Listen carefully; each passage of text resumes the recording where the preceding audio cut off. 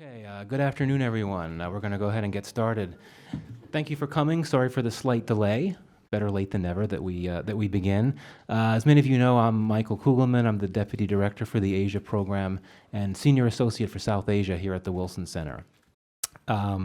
It seems like so often in recent years we've said that Afghanistan is at a pivotal point, experiencing a pivotal moment, and I think it's safe to say that Afghanistan is experiencing a particularly pivotal moment today, both in terms of the war and the fledgling efforts to launch a peace process.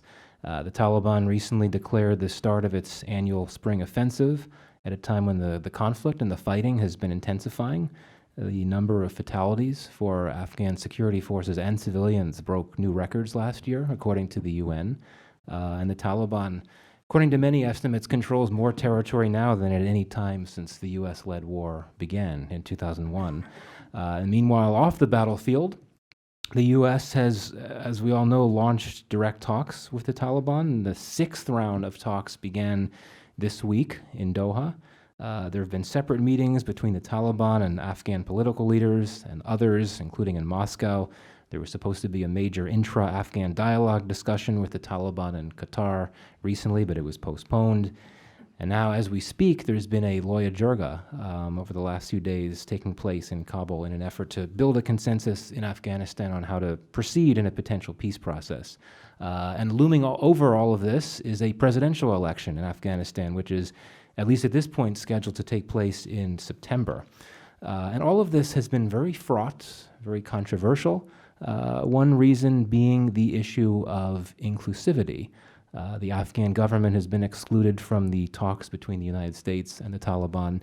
And in Afghanistan, there have been concerns that other key voices, including those of women, have not been sufficiently included in the various discussions on peace and reconciliation to this point. And so it's certainly worth asking the question, what do Afghans really think about the issues of peace and reconciliation? And that brings us to our event here this afternoon. We'll be releasing the results of a very timely new online survey that captures the views of Afghans on various aspects of peace and reconciliation. And I'll clarify that the Wilson Center did not have any involvement in the survey. We're simply hosting its launch. The survey was carried out independently by a number of Afghans, all acting in their own capacity. You'll hear more about this shortly. So we're joined today by a very distinguished panel. One of the panelists, the first one that you'll hear from, is Fazel Rahim, who oversaw much of the survey. He is a gender integration and training specialist at Encompass LLC. He's a gender and human rights expert with over 15 years of programmatic experience in gender mainstreaming, rights-based approaches, and community development. And before that, he worked with USAID Afghanistan. He will be giving a presentation outlining the survey results and key findings and what to make of them. After his presentation, we'll go on to our other panelists who will each offer brief reactions to the survey, and they will contribute some other broader reflections that they may have about peace and reconciliation in Afghanistan. First, we'll be hearing remotely from Kabul, Nahid Farid, who, as many of you will know, is a parliamentarian in Afghanistan. She was elected to the Afghan parliament in 2010. She's an advocate for the interests of women and children and serves on the International Relations Committee. We'll then hear from Dr. Nilafar Sakai, who is a lecturer on global conflict analysis at George Mason University. She has been involved in Afghan peace process issues since 2011, and she served as a regular commentator and speaker in this regard. She also started the Center for Peace and Conflict Studies in Afghanistan in 2008. And then we'll hear from Tamana Salakudin, who's a senior expert on inclusive peace processes at the U.S. Institute of Peace. And before USIP, she held several senior positions in the U.S. government, including Director for Afghanistan and Pakistan at the U.S. National Security Council. So after the panelists have spoken, I may pose a few questions to the group before we open things up to a Q&A. So I'll cede the floor to Fazel in just a moment. But first, we typically ask that audiences silence their cell phones, and I will do that now, but do not turn them off, because you'll see in a moment that Fazel's going to be leading us through an interactive activity that will necessitate you using your cell phones, including those of us here on the panel. So keep the phones on. There's a wireless password if you want to use it back there on the wall. With that, I cede the floor to Fazel. Thank you, Michael. Good afternoon, everyone. I'm so delighted you have been able to join us today, talking about such an important topic that not only is important to Afghanistan, but to our neighbors, countries in the region, but as a whole international community. As Michael said, we would like to use your phones now, just only for 15 minutes. So we have a game called Kahoot. Those of you who have played the Kahoot game, they are fun. I'm going to test your knowledge on Afghanistan peace and security, and as a whole, peace and security in the world. So the way it works is you will open your smartphones, go to the Explorer or tablet, whatever you have, and those of our colleagues and friends joining us virtually online, please do so by going to your browser. Go to kahoot.it. Once you go to kahoot.it, you will be required to enter a PIN and will be required to add a nickname so you can be shown on the board. And then those of you who have joined or logged into the site first, please continue to touch your screen before the screen goes off. And then I will pose a question. You will see the question on the screen. There will be 4 options or 2 options. And then on the phone, on your phones or devices, you will only see the questions. So 2 things very important here. You will get a score. Speed is really important, and accuracy. So as you know the answer, please be sure to choose the right answer as quickly as possible. And then your scores will show up there. And the winner of this game will receive a prize. Yes. All right. So it's kahoot.it. If you can go there. And you will... Oh, the pen is coming right now.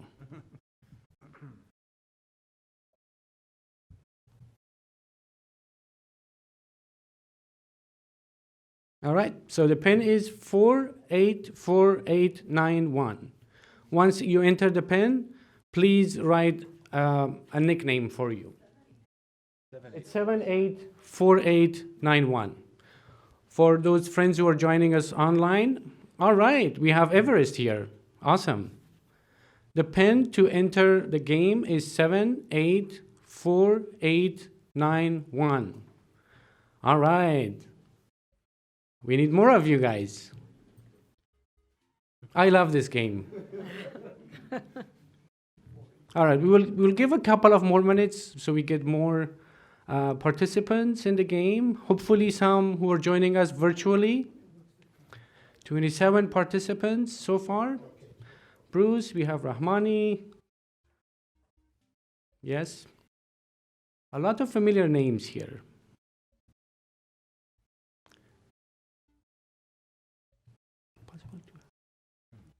Music a little bit. It has a music.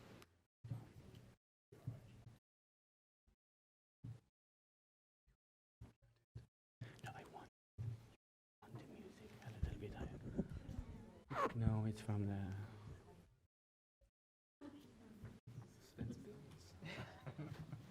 And I request our audio colleagues if they can a little bit increase the volume, please. All right, so let's get started. First, the question will appear. I will quickly read it. You will see the answers on your device. Speed and accuracy is important. And you will receive a prize. All right, we are in it to win it, right? Let's go. Ready? Cool. What year did the Taliban take control of Afghanistan? 2016, 1996, 1920, 2001. This is timed, by the way. We have 20 seconds to answer the question. All right, we have 27 answers. I'll give you okay. All right, we have 26. correct answers. 1996. All right. Ready for the second one? All right. Oh, M.T. Patterson, 910 points. That's good. Followed by other colleagues. Let's see who will come up after the second question. Watson Institute reports the human cost of the Afghan post 9/11 around 10,000, 20,000, 147,000, 200,000. The human cost of Afghan war after 9/11.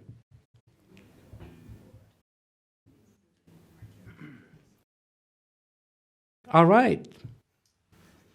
It is 147,000. All right. Oh, okay. Cheer is there. M.T. Patterson, you've got to get the next one right. All right.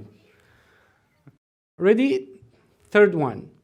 Afghan government reports that number of terrorist organizations operate in the country. 1, 5, 10, or 22. Based on Afghan government reports, how many terrorist organizations operate in Afghanistan? All right. It is 22. This is the report that was released by the Afghan National Security Agency and other security agencies last year. All right. Good. Our friend, you say that as Shir? Sure, okay. And Mike is there. Miss Markham, you'd better go there up. All right. Ready for the next one? Who's the U.S. envoy for peace in Afghanistan? Secretary Pompeo, General Scott Miller, Ambassador Zalmay Khalilzad, H.R. McMaster. That is a difficult question, isn't it? Tough one. All right, let's see how many got the correct response. All right, yay! Ambassador Zalmay Khalilzad is the U.S. envoy for Afghanistan peace talks. So let's see who's doing a great job to get that prize. This is an Afghan prize, by the way. It's not a carpet, by the way, so I'm just one. I wish I could afford that. All right, next one. Yeah, Shir is hanging in there. Good job. Followed by Mike. Ms. Markham is there. ACAC, EBK. All right, ready for the next one? And by the way, as we go up, the streak goes up. So if you are behind, don't worry. Maybe if you get this one right, you will be on the scoreboard. Our survey, today's survey that we are releasing, respondents think a peace deal with the Taliban ensures durable and lasting peace in Afghanistan. Is that true or false? The survey that we are sharing today, the respondents think that the deal with the Taliban will ensure durable and lasting peace in Afghanistan. All right. Yes, it's false. They don't think that. I'm looking forward to sharing the results. All right, let's see who's there. Yeah, oh my God. Guys, you need to get shared there. Mike is following, and then these guys. All right, next. The survey respondents do not support the launch of a transitional justice program in Afghanistan. This was one of the questions that we posed. Whether they support the Afghan government to launch a transitional justice program. True or false? All right. It's false. They do support. And in a few minutes, I will share the results with you. All right. So I think this is the last. Yeah. So we have 6 players, just 8 answer streak 3. So that might change. Let's move to the next one. Survey respondents support an immediate, full, and unconditional ceasefire by all Afghan conflict parties. True or false? All right. I wish we had the music that goes with this. So technology can sometimes be unfriendly. All right. It is true. They do support. And you will see the statistics and numbers in a few minutes. All right. Sheer, you are going to get that prize from me. All right, next one. 8. Women's rights are a key peace and reconciliation red line for survey respondents. Women's rights are a key peace and reconciliation red line for survey respondents. True or false? All right. It is. Yeah. All right, so we have 2 more. Sheer is still there. Next, including civil society organizations and women makes a peace agreement 64% less likely to fail, 100% less likely to fail, 20% or 30%. Including civil society organizations and women into peace agreements. All right? Okay. This is 64%. This is based on research conducted, and I got that from the UN Women resources.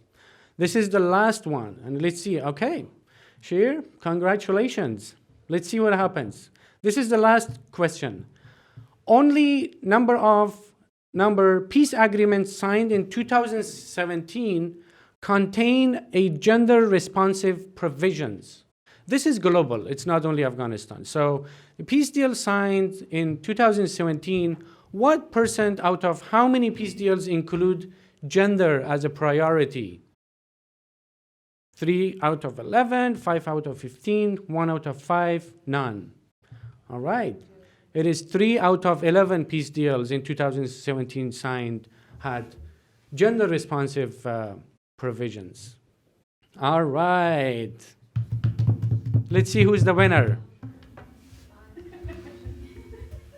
Yes, congratulations, Sheer. Yeah, followed by Mike and Miss Markham. So can Sheer define themselves? Are they here? Oh, are you? Okay. I'm not actually Cher. Ah. Okay. All right. So at the end of our event, we will give you a prize. And the prize is, based on your area of expertise and interests, you will volunteer to help our team with the finalization of the final report for this survey. Is that acceptable? Yes. Sure. Do you want to be part of our team? Support us?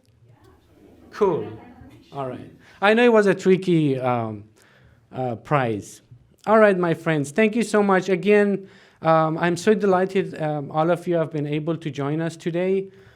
Before I talk about the survey results and share the results, I want to pause and sincerely appreciate our survey respondents from all over Afghanistan, different provinces, and other parts of the country who took some time to respond to the survey.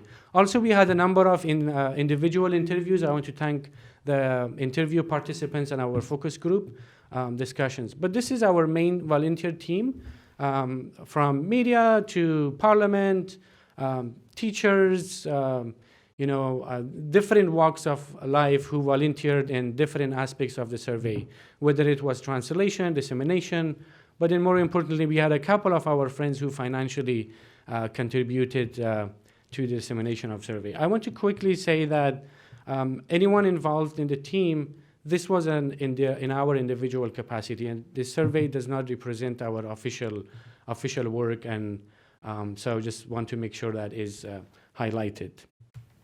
You might ask, why this survey? A few months ago, a number of us have been talking about this, as Afghans. Of course, we live here in the US, but in some of us in Afghanistan, we're thinking and reading and following the news on peace and reconciliation process that is started and led by the US government, Afghan government, and other actors in the region. One of the things that we wanted to say that we have made a lot of gains in the last 17 or 18 years or so. I don't want to talk about those gains, whether it's in the sector of health, education, rule of law, good governance, in different spheres. And that represents a new Afghanistan. Some people call, after 9/11, we have an emerging 9/11 generation, I call them.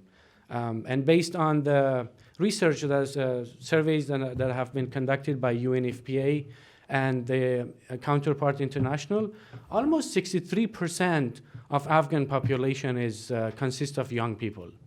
That is a huge number. While this is a great opportunity for Afghanistan, but it also could be a great danger in terms of the recruitment in extremist groups and those who are on the other side of the Afghan society. So we asked ourselves, what does peace talks mean in the context of this new Afghanistan and the gains we have made? How much of these gains could be negotiated and not? What are our red lines? And then, more importantly, you have the US government, the Afghan government, political parties, other actors. What about Afghans themselves, especially this cohort or this large part of the Afghan population? We thought there are no existing mechanisms where any of the parties involved in the peace and negotiation process could claim that they represent this part of Afghanistan.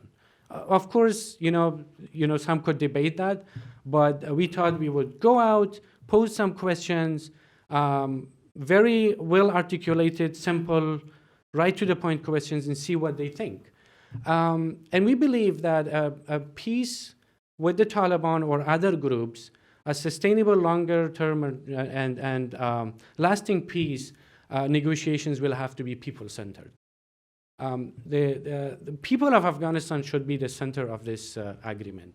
If it is not, we have to talk about that. Transparency is a key other principle in this process. And you will later on hear what the respondents think about the transparency of the process so far. And of course, the third principle is maintaining the gains. And of course, inclusivity is the last principle that we think can lead to good negotiations and good peace process.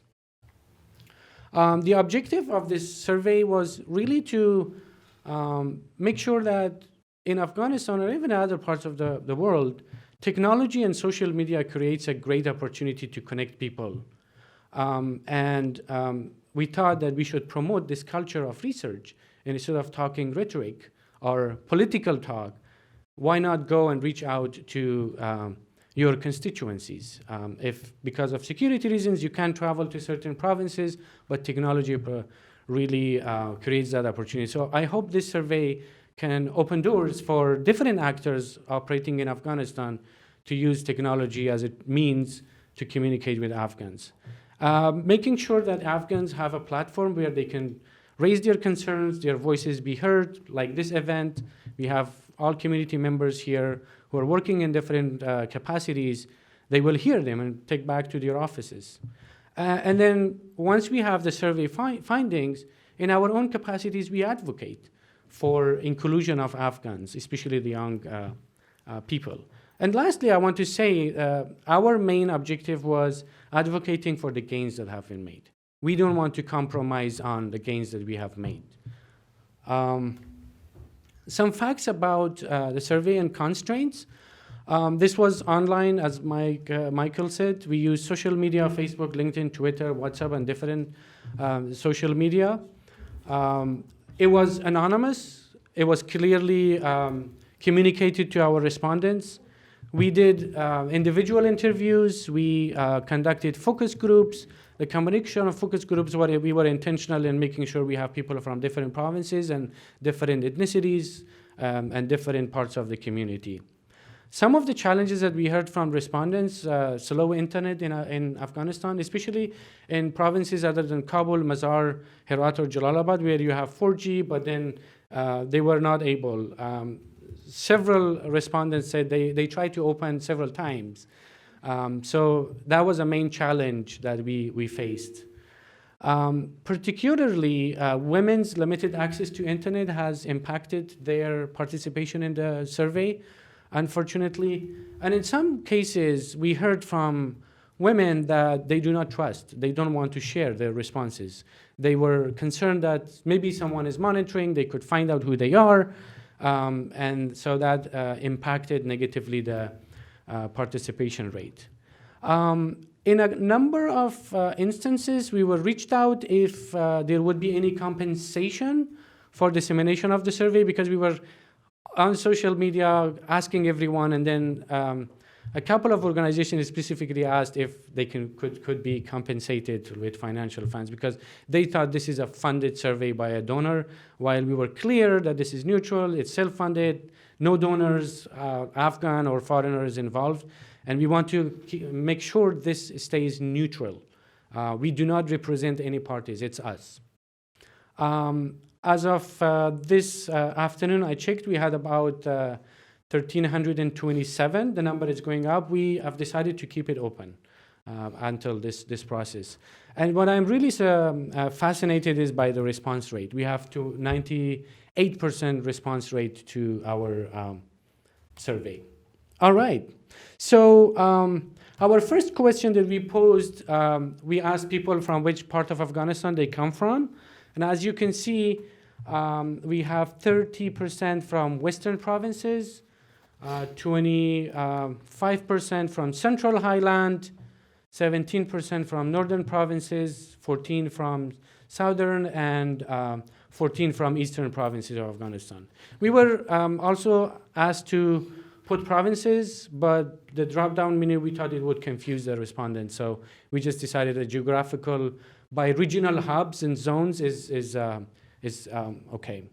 If you can see, because the Central Highland and West is a little bit higher, as we use social media, so probably it is because of our friends who come from the same, like for example, I come from Herat, and when I shared, majority of my Facebook or social media could be from that province. So if we had the resources and we have more time, I'm sure we would have been able to have more responses from other provinces as well.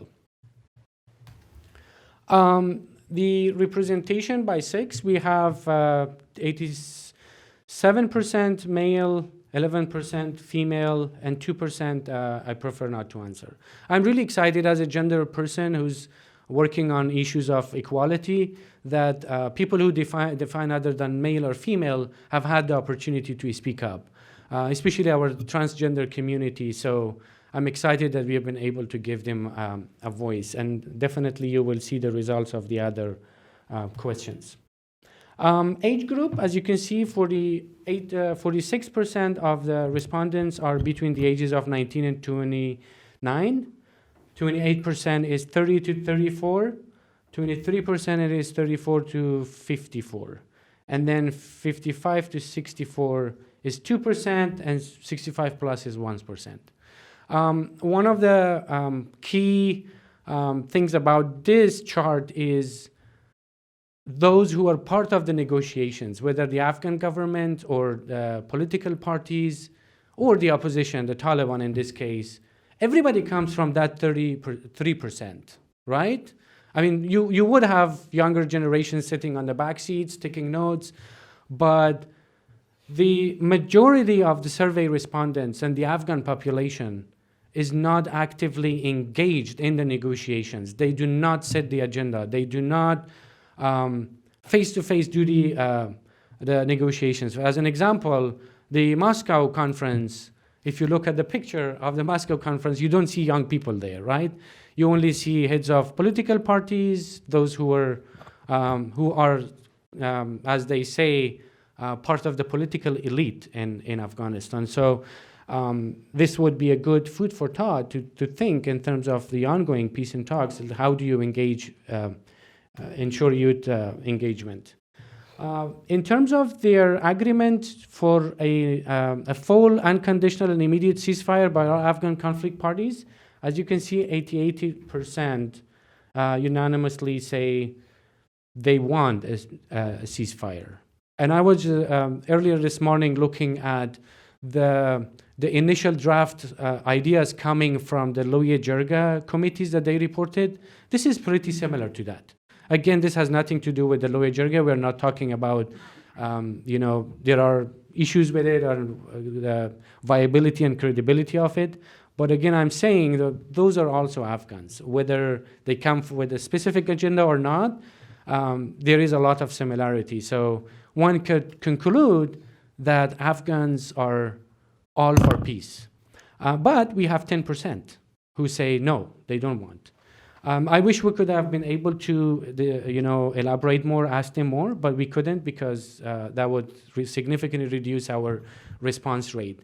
But definitely, based on some of the interviews we did and comments we received on Facebook, we think this could be from the Taliban-controlled area, not necessarily the people who are in the Taliban-controlled area, but it could be from groups, the Taliban or the likes of the Taliban, that don't want that. Or maybe some internal who are in Kabul, like groups, but we don't know. And then we have 3% who said they have no idea. And then the red lines for peace and reconciliation, as you can see, we intentionally chose 4 areas because that is the narrative, the ongoing narrative in Afghanistan, which is inclusion of everyone, women's rights, freedom of speech, current Afghan constitution is the narrative, and then lastly, political parties, because Afghan political parties, regardless of their ideology, they've claimed to be the key players of peace. And as you can see, I am extremely fascinated by the high number of male respondents, but then their choice is women's rights. That shows that the Afghan population, at least this survey respondents, are supporting women's rights. And that is really interesting. And again, going back to the gains made, we have been very successful in bringing about social change. There is little evidence. And we need to maintain that. And that's the new Afghanistan. If that progress stops, then we might go to another direction. So the second comes freedom of speech. The definition of freedom of speech is, again, it's the narrative that is in Afghanistan, because you can define in different ways. It's the media, both printed, audiovisual, TV, radios, and my Afghan brothers and sisters here would know that you can say whatever you want to say. So, and then I'm also really not surprised and excited to hear that political parties who claim to be the representative of Afghans are the least. And one of the barriers and roadblocks to peace talks is, what is my piece of the cake in this as a political party? And we all know that Afghan political parties, based on the disc review we have done in interviews, are deeply divided within themselves, including prominent major political parties, whether it's the Jamiat or Hizb Islami and others. The leadership has been there for decades. They haven't had their internal elections. In terms of women's participation and young participation in the key leadership position in these political parties, it doesn't exist. It's not a priority for the survey respondents. And that is something that, moving forward, we need to be thinking about, especially in building good governance and political parties strengthening programs such as USAID and other organizations need to focus on that, and that needs to change. And I also think that the Afghan political parties need to realize that this assumption that they can represent Afghans is no longer viable, probably, in the new Afghanistan, the 63% of the young population. In terms of their hope for a peace agreement with the Taliban, whether it will ensure a longer peace and security in the country, there is a lot of surprises here for us, at least. Only 41% say no. Even if we have a peace deal with the Taliban, they will not ensure peace and security in Afghanistan. 30% don't know, and 30% say yes. Here are a number of observations and findings based on the interviews, focus groups, and comments on social media. First, there has been lack of communication and outreach on all sides, whether you're talking about the US government, the Afghan government, political parties. We reviewed everyone's TV interviews. We reviewed everybody's Twitter accounts. The only detailed communication and outreach on Afghan peace talks was the press releases, the one-pagers, or Twitter accounts, or few minutes of interviews, and the talking points at the representative in Moscow conference, including the Afghan president's office press releases are a couple of paragraphs. So we think that that has led to this, that Afghans are uncertain about this. They have not been told what is ongoing. Of course, there are sensitive topics happening and you don't want to talk. I'm not a diplomat, but I guess diplomats don't want to talk about that, right? But at least it is very important that you come out and tell to the public that this is what we talked about, this is what happened.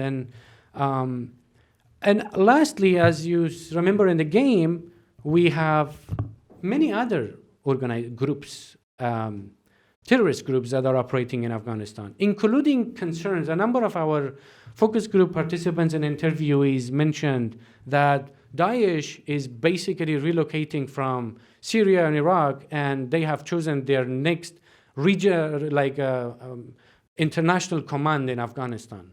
And that has made a lot of them worried that even if we have a deal with the Taliban, it will not ensure peace and security in Afghanistan. And I would invite our panel members to elaborate more on this. I also have my personal reflections, and now I'm just talking to the survey. In terms of political system, because one of the things that is, one of the discussions that's happening in Afghanistan now is, so what's going to happen next? We put a number of political systems. One was the existing Afghanistan political regime, which is Islamic Republic Central. It has received around 41% of responses. They are all for Islamic Republic, centralized. We have Republic, which is basically the secular regime. That has received 22% of responses.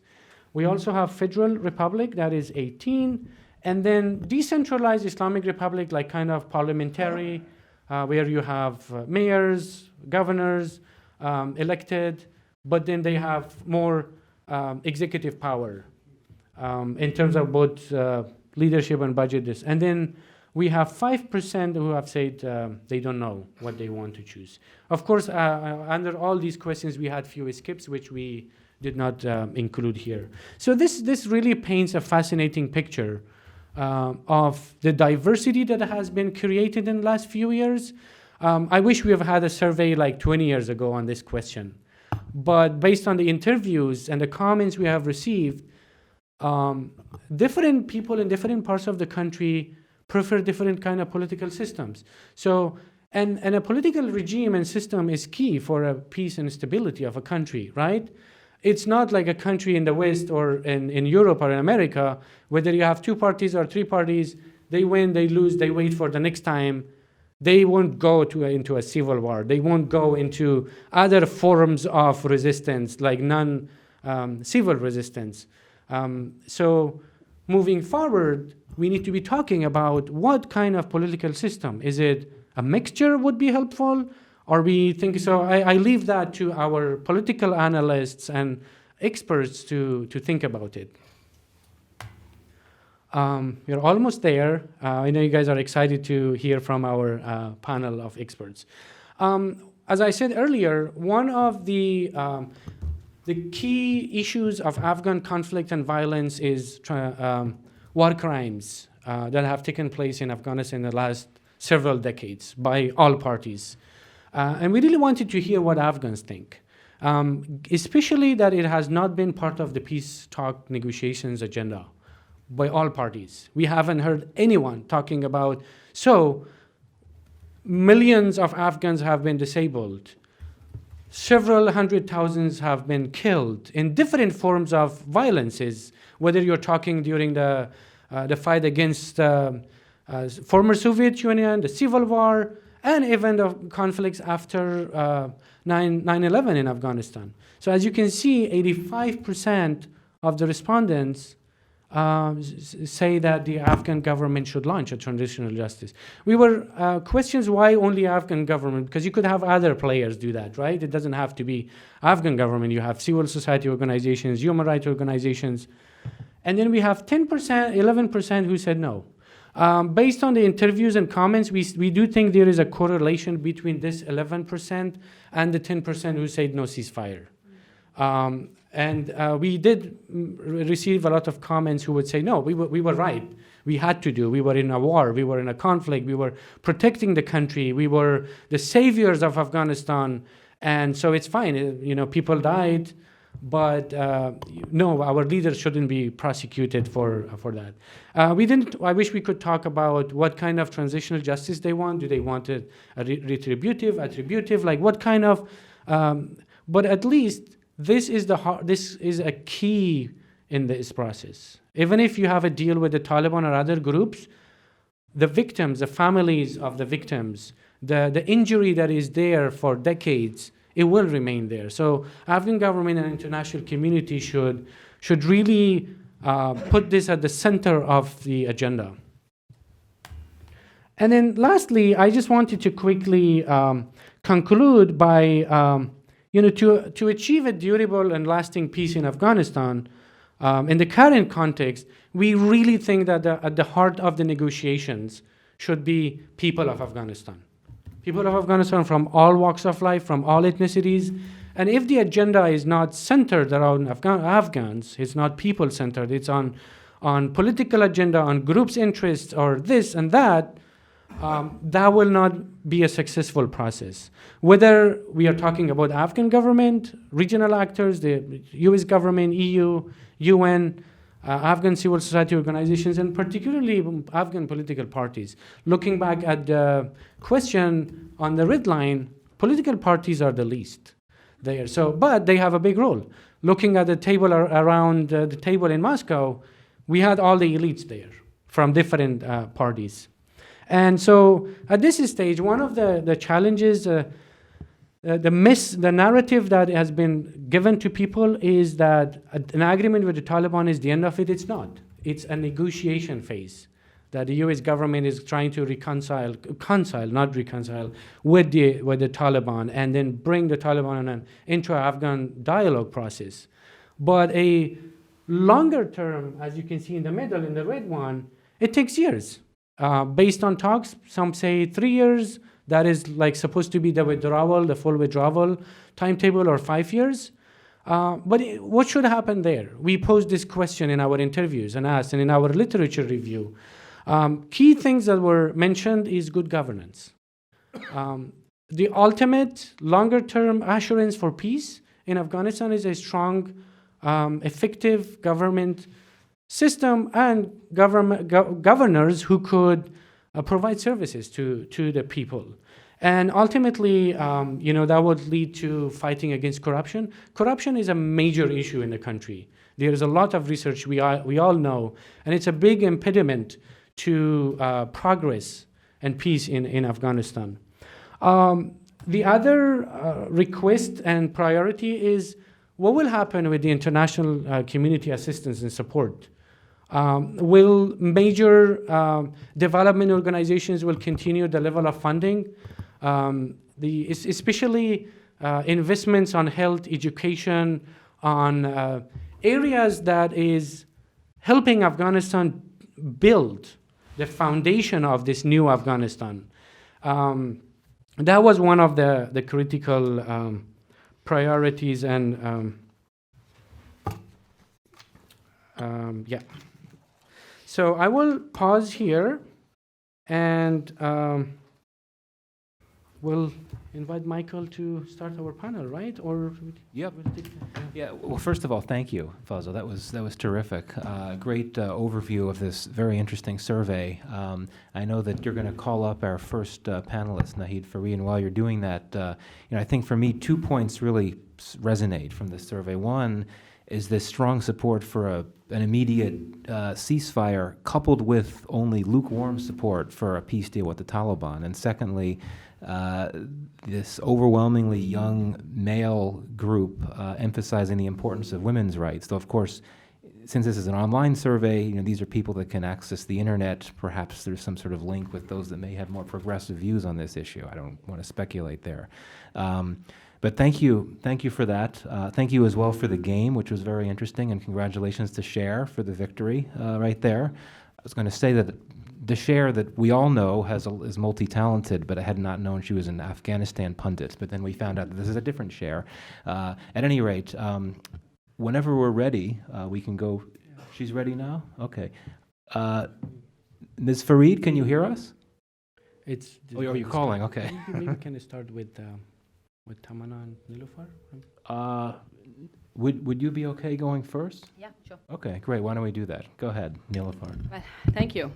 Thank you, Michael. Thank you, Wilson Center and Fazel, for having me over here, and congratulations for the outcome of the survey. Finally, you got it. It's a great initiative towards quantitative research on peace processes in Afghanistan. I think learning from countries like Colombia, Northern Ireland, Cambodia, we have series of quantitative data about people's view, about the approaches which has been taken, which countries are using as a best practices for each other and this process. So I think I'm glad that the initiatives like this could lead us towards looking more substantively at the processes rather than rhetorically. So this is an initiative that could lead us towards that way, though the other organizations are doing the same, to gather more information about people's view about the process in general.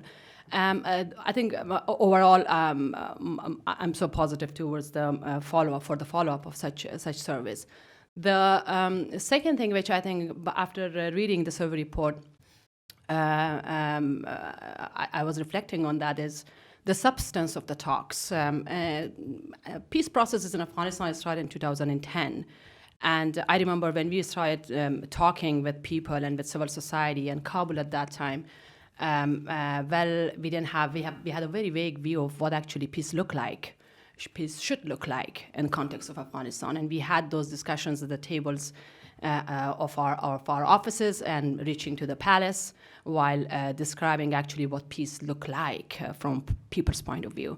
So I think such surveys will lead us towards that direction, the substantive discussion of the definition of peace, the contextual understanding of peace, which is different from context to context. So one thing that I got from the survey, 85% of the respondents reflected on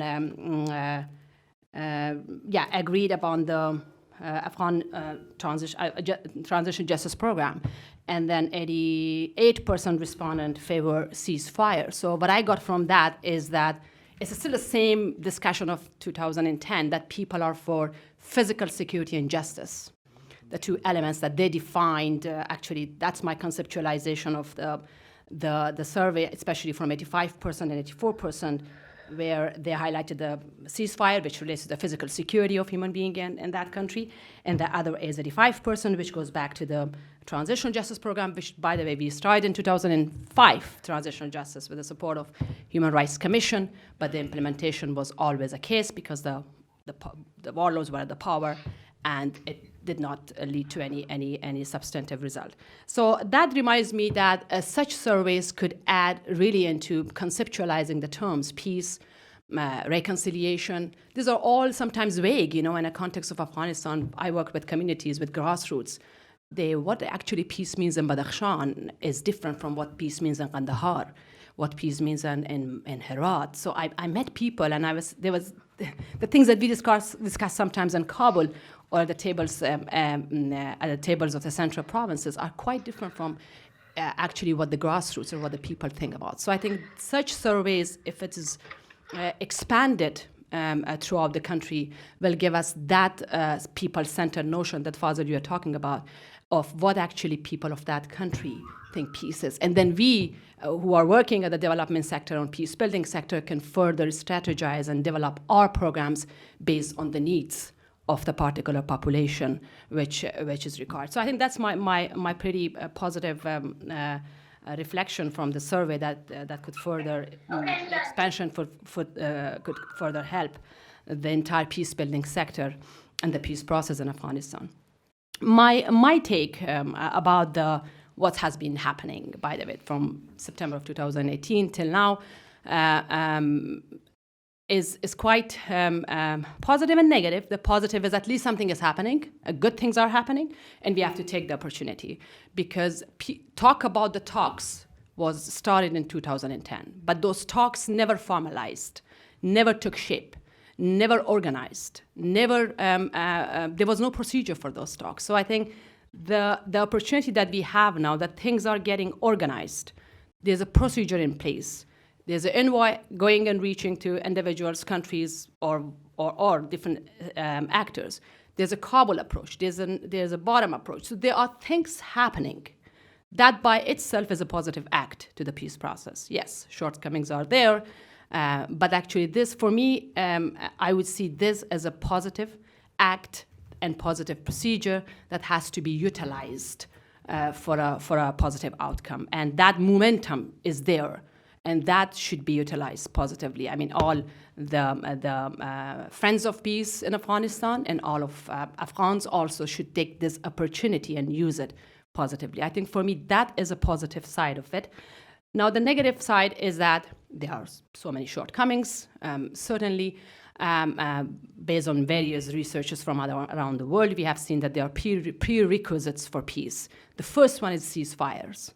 And the country's experiences showed that if these three prerequisites are not taken into consideration, most often peace accords and agreements fail. So those three peace requisites are, the first one is ceasefire, the second one is sharing of power, and the third one is a third party to monitor the outcome of the peace accord or peace agreement. So we are not into those two other elements, but at least looking at the first element, which is ceasefire, the Taliban recent offense announcement, spring offense announcement, I think violates the first prerequisites for peace negotiations. So I think that, I'm glad that the Jirga is focusing on that. I'm glad that our international allies, Afghanistan international allies, are really focusing on the ceasefire element. And the recent talk also, I was following the news today morning, that the Taliban spokesperson said that the discussion from yesterday, the first element, the component was ceasefire in the talks in Doha. So I think these are some positive signs still that we could see, okay, that the first prerequisites for a peace agreements are taken seriously, which again shows a positive thing over here. Now, the other shortcomings, and I think things are going towards direction. It's very premature to evaluate the entire process at this stage. We are just talking about the back and forth action-reaction from parties and analyzing those action-reaction to see where are flaws and where they have to improve and where they have to integrate better practices. So that's actually our all intention is at this stage, not to evaluate anything. It's premature to evaluate anything at this stage. So the other component which I have been following is the issue of inclusiveness. And for inclusiveness over here, there are two kinds of inclusiveness, the national processes and the regional process. So the national process, which we have seen, the factionalized political elite in Kabul, the government take on sticking to its power, and all issues of the power dynamics in the country create that challenge because lack of cooperation from political elites and the government specific agenda in the process that undermines the whole principle of inclusivity in the peace processes. So I don't know how it's going to be resolved. I don't know how it's going to be negotiated. We have to, first of all, see how the process goes, and secondly, how the powers are in place, because there are political deals certainly related to the peace process. The other thing, which I think very much related to the survey, and I have been also one of the advocates of this for years now, is the bottom-top approach, is the people's approach, the people-centered approach that Fazel has been talking about.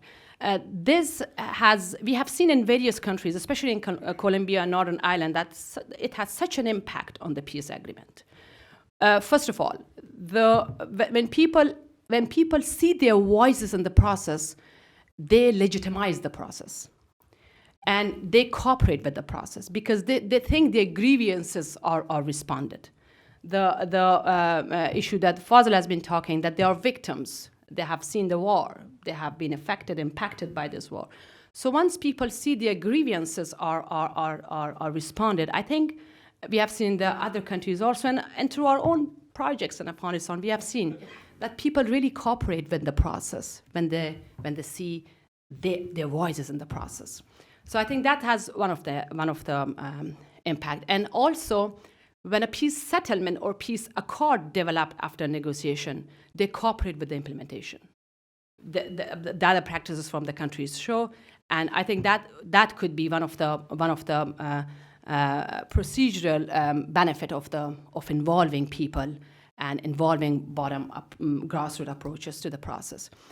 Though there are various ways that JIRGA has been one of those ways that recently it's happening right now, but there are subcommissions at the community level that could be developed, and then the dialogue should be created among those subcommissions, and then the subcommissions should be linked together, and a comprehensive points document should be developed through those dialogues, and that document could be linked to the Kabul level, and Kabul representative, whoever, I'm not saying the entire country should go to the negotiation table, but whoever is representing, they take those particular points to the table of negotiation. So that has been implemented, by the way, in other countries, which worked very well in terms of raising people's voices. And certainly surveys like this, reports like this could be another contribution in further, but with further organization of such reports with other organizations also who are doing this similar stuff. The other okay, that's about the national process, which I would see that things are not really much happening at the grassroots level at this stage.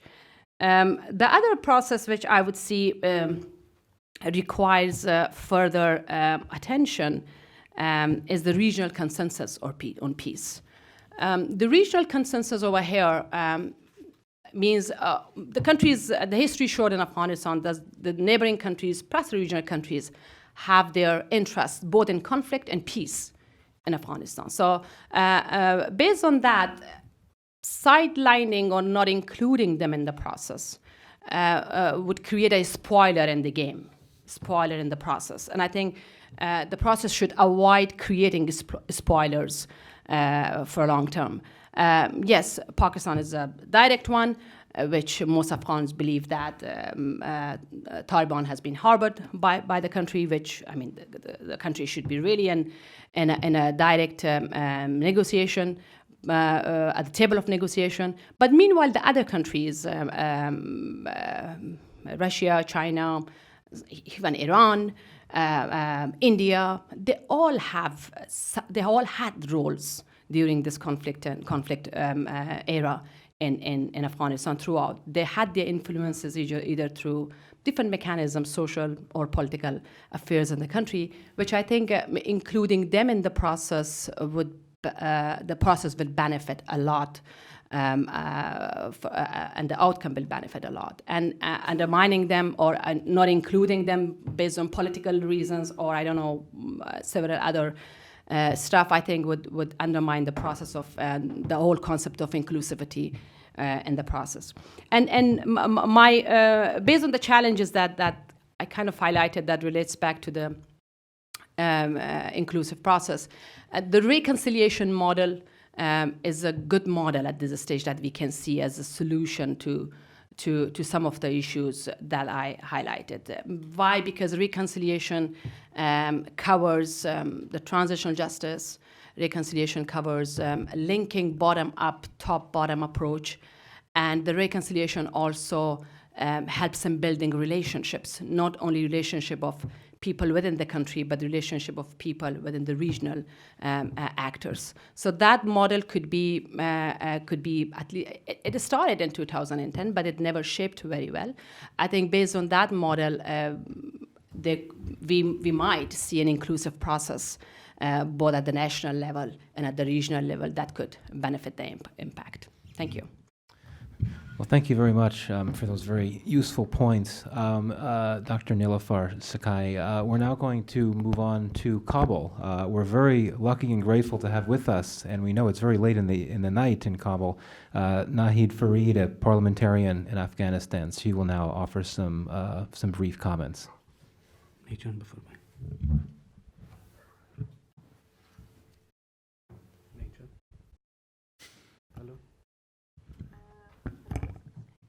بله بفرمایید. Yeah, we can hear Nigel. Okay. Can I start up? Yes, please go ahead. Okay. Hello, distinguished guests, ladies and gentlemen. I'm highly privileged to be part of this panel. And I also would like to congratulate Mr. Fazel for making so much of his effort in order to conduct a very distinguished survey about this process in Afghanistan, as well as holding this panel in a very timely manner. As a member of parliament representing people, I think I'm responsible to highlight people's concerns and reflecting their priorities to be counted during any decision making regarding the peace process in Afghanistan. That's why I would like to illustrate few facts regarding priorities and challenges of peace and peace process in Afghanistan. And there are just few because I think we have problem of connectivity. I will be very precise. The first issue that I want to touch on is the peacemaking issue, which is very important. Previous experiences of transition from conflict in Afghanistan bring important lessons for the shape of future talks, such as the need to talk and also to take into account the political and economic incentives of all parties involved in continuing violence in Afghanistan, which is very important, especially if we look to the issue from economic point of view. And the second issue is the terminology of the peace process. The vocabulary of peace in Afghanistan is very disputed. And this has allowed some to claim to be pursuing peace while not engaging with the practical challenges that people of Afghanistan are suffering right now. The third issue, which is very important, and anyone that is going to talk about the peace process in Afghanistan has to take in consideration, is the distributing of power. Conventional approaches to power sharing in Afghanistan peace initiative has not taken into account of Afghans' multi-layered identities so far. Unpicking Afghan understandings of inclusion and power sharing and how these relate to stability and conflict resolution is a very key important issue to supporting effective, inclusive change and also peace process in Afghanistan. And also the fourth thing that I want to touch on is the inclusion cost. What are the implications of talks with Taliban in terms of power inclusion? Senior government positions like right now accommodated various interest groups. Who would make ways for new arrivals, and how would potential losers be incentivized or compensated, which is very important. Right now we have so many power sharing interest groups that have access to power, and if we want to include Taliban, that's something that we have to take in consideration, that how we can accommodate Taliban. The fifth issue is understanding of the divisions, which is very important. Understanding of the complexity of divisions that underpin conflict is important for identifying appropriate responses. For example, splits among different Taliban factions could both facilitate and hinder potential talks, because violence will continue through various groups even after the peace agreement happened. And this is the concern that people of Afghanistan illustrated during the gatherings that I had with them. The sixth issue, which is very important, is the politics of opposition. The workings of Taliban politics are poorly understood. A more precise knowledge of the Taliban's internal dynamics, governments that sponsor Taliban, and Taliban's various priorities for peace and governance is very important for achieving progress towards a viable political solution. The other issue that I think I have to highlight is the recentering the regional stage and analysis of regional and international interests that is very important because Afghanistan is a battle of proxy war, and we have so many players around the country. The regional and international interest and roles is in both the conflict and peace is very important to anticipate the spoilers and also identifying supporters of peace. The eighth issue that I want to highlight is the 2016 peace agreement that we had with Gulbuddin Hekmatyar. It has been heavily criticized for granting impunity to a warlord accusing of great brutality in the war, in the civil war. But Afghan public reaction has so far been mixed about the Taliban. And while the government intended the agreement to signal the Taliban and its readiness to negotiate, there has been little concrete progress towards a dialogue that people of Afghanistan expected. The ninth issue is the processing piece, which is also a very important point. I wanted to mention it in this panel. A major block to progress is the detail about what a peace process between the Afghan state and the Taliban might actually look like, and the specific mechanism through which peace initiative might be pursued. I believe Afghan and international parties and actors need to identify appropriate models of or entry points for peace initiative. And to anticipate the political and material demands, compensated, and also risk that such process requires. The 10th issue that we already are experiencing is the Ground Council or Louis Jirga that right now is happening. And people of Afghanistan are hoping for this consensus that the Louis Jirga is supposed to forge unity in a divided country like Afghanistan and specifying the framework of peace talks. But it's very important that international community and international players take this into their consideration. The other issue that I think is very important that I have to mention today is the Afghanistan constitution. If you saw the President Ghani's speech during Louis Jirga a few days ago, he lauded the constitution as the most Islamic constitution in the region. It's an apparent message to the Taliban, who have suggested that they want to negotiate articles within the charter, within the constitution, and they didn't specify which one and which article. This is very important, that we have to highlight that the constitution is the red line for many people of Afghanistan. And the other issue is Mr. Khalilzad, who has narrowed the gaps of a deal under which U.S. forces would withdraw in return for guarantees that Afghanistan will not revert to a haven of international terrorism. But also we have to take this into consideration that Mr. Khalilzad has struggled to get Afghans to agree on a roadmap for the country's future. And also, the Taliban have refused to directly talk to Kabul representatives few weeks ago, viewing the government as a U.S. puppet. And I think when they can talk to the U.S. directly, why they would bother talking with the Afghan government? And this bothers the people of Afghanistan.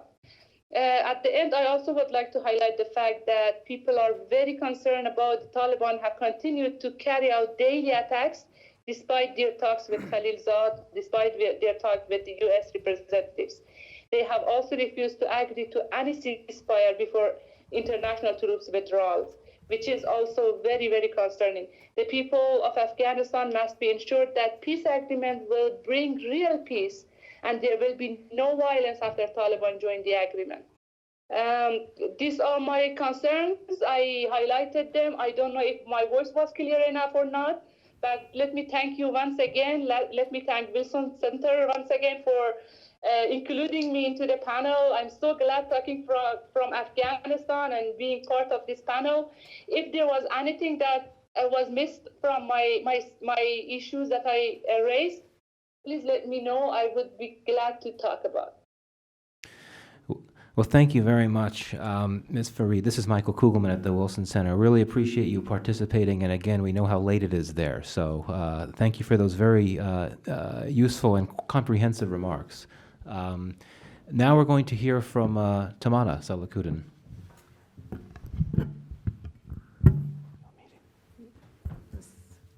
I guess it's on? Okay, great. Thanks so much, Michael, and thanks to the Wilson Center. I want to congratulate Mr. Fazel Rahim on successful survey data. It is very difficult to do surveying in Afghanistan. Having worked in the U.S. government for almost 14 years on Afghanistan and the region, we would get a lot of different types of survey data, and Afghanistan being a conflict zone, being such a varied country, access to internet, et cetera, or just even in person, the fear of answering in-person surveys, it's a very challenging survey atmosphere. So I congratulate you on the survey data. I do hope you can continue to get more information to try to make a more scientific data source, but the information is very interesting nonetheless. It's a very young cohort and overwhelmingly male, as you mentioned. I would love to hear more women's voices. It's also very interesting, as you mentioned, that it is the 9/11 generation. This is the vast majority of respondents are youth who have never lived or experienced, don't really remember the Taliban.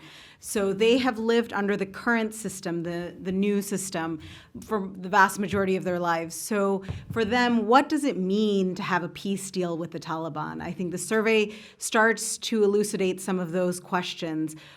What does, when they hear in the media that there's negotiations going on with the Taliban, what does that really mean? I think it's the ceasefire question points us to the overwhelmingly clear support for an end to violence, right? A desire for peace on all sides. And here I would even include the Taliban to some extent. I know you had a little bit of data that you said people weren't against it, but in all our interactions when I was in government and through others who meet with the Taliban, and definitely you can even see in the two unilateral, definitely the Eid al-Fitr ceasefire last summer, there is a general support for an end to violence, right? And that's what I think, Michael, when you talk about a moment, is there, as academics look for it, is there a moment of ripeness now? Often you're searching for a moment of ripeness when parties find themselves locked in a conflict from which they can't escalate their military prowess to victory, and that deadlock is painful to them, and so they make the calculated decision that maybe negotiations can get me further. This doesn't mean that they all have the same power or that they have the same goals. I wouldn't, I think a lot of people criticize the peace process and say, well, the Taliban don't really want peace. It's obvious the Taliban don't want the same things that all these survey respondents want, or even what the US government or the Afghan government want. But what we hope is that we're entering a moment of ripeness when all parties to the conflict, the US government, the Taliban, the Afghan government, and other Afghans feel that the only way forward is a political settlement. And I think the ceasefire question does get at that. But what does that peace look like, and who defines that peace, and what will Afghans have to trade or sacrifice to get that peace? And I think that is what the rest of your survey data is. You're seeing that people are happy with the gains they've made. They want security, they want justice, but they don't necessarily want to trade or sacrifice some of the gains that they feel that they have made. So I think that is the key question here, that we have to figure out what is that balance. In a negotiation, we're all looking for the balance that we can come to. I also found it very interesting about protection of women's rights, inclusion. All of these things are things that we've seen over decades, actually, in Afghanistan in other surveys, so it does definitely match that. I thought the transitional justice was really interesting as well. I don't know how many of you have followed the Colombia peace process, but it was really the opposition to the peace process in Colombia. One of the major things that brought the no vote in Colombia was transitional justice.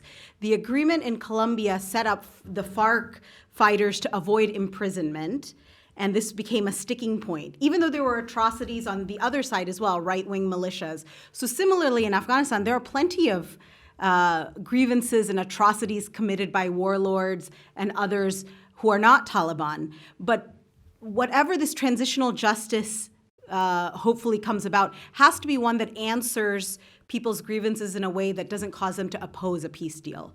Because if it is seen as a blanket amnesty, as I think people mentioned in the Hague deal, the Hague isn't a huge fighting force, right? So people aren't as mad about it. But everybody remembers that Gulbuddin Hikmatyar was known as the butcher of Kabul, right? So giving him blanket amnesty doesn't sit well for anyone. And I think that is far more important in the Taliban case. And if we're really looking at a sustainable agreement on every side of the conflict.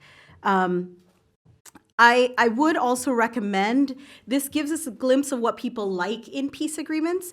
Some of the at USIP, we're supporting some research that looks at conjoint data, survey data. And this is a really interesting thing to do. We're looking at it in Northern Ireland and Cyprus. This is a model that you can use to survey citizens in a conflict that rather than just asking them point questions, what you want to do is give them examples, pick different examples of answers to those questions and give them a model of what a peace process looks like, right? Because maybe you want, if you're asked only for transitional justice, maybe you want 100% transitional justice and 100% women's rights and no Taliban. But maybe if you were offered what combination of those things would be acceptable to you? And that would be really illuminating because nobody's going to get everything they want in a peace process, and that's the reality. So I want to move a little bit from the survey and talk about why this survey data to me and what we've been working on, what I've been working on is really looking at the need for a comprehensive peace process. And what do I mean by that? So the war in Afghanistan since 9/11, you could say, is full of sins of exclusion. Just a few weeks ago, I was meeting with Mehbooba Siraj, who's a leading Afghan women's activist in Kabul and in other places. And she was joking, and I mean, it was half joking, but it's very serious. She said, if we had just included the Taliban at Bonn, they would just be another warlord group that we had to deal with. Because sometimes it is actually the exclusion from what you think is a normal process that gives power to that group. Because back in 2002, the Taliban wasn't what the Taliban is now. Similarly, I think the exclusion of the Afghan government from the current talks, really motivates their reactions and their communication with the people of Afghanistan. So it's these pivotal moments of exclusion that shape how each party is actually reacting, and often not necessarily in a constructive way. So I would push, and this is something we talk about with our State Department colleagues as well, in terms of thinking of a comprehensive peace process, not just as you and I, the Taliban and the US government sitting at the track one table. I know everybody's obsessed with that table, what's going on at the table. But it is much larger than that table, and it is much longer than that table, right? So as you alluded to, we've been in pre-talks for years. I was in the government, both at the White House and the State Department. Since 2009, we had been in a pre-talks phase until this September. And there was lots of exclusion then. I was at the Murray talks where I was definitely the only woman and I was definitely the only person under 40 in the room. So exclusion is a big problem at all points of this. But what is interesting is that in that period, everybody, that's the pre-talks phase, and you're still somewhat in a pre-talks phase. You've entered some real negotiations between the US and Taliban, but that track one also has to include an intra-Afghan dialogue. But below that, I think you can start thinking about what is the infrastructure or ecosystem of a peace process. And that's going to include whether it's subcommittees, technical committees, like in the Colombia model or in South Africa model, where there were women, religious leaders, youth, all represented in committees that maybe they answered the transitional justice question. Maybe they answered the, infrastructure. I mean, there's so many questions that will need solid answers that the track one can't handle all of those.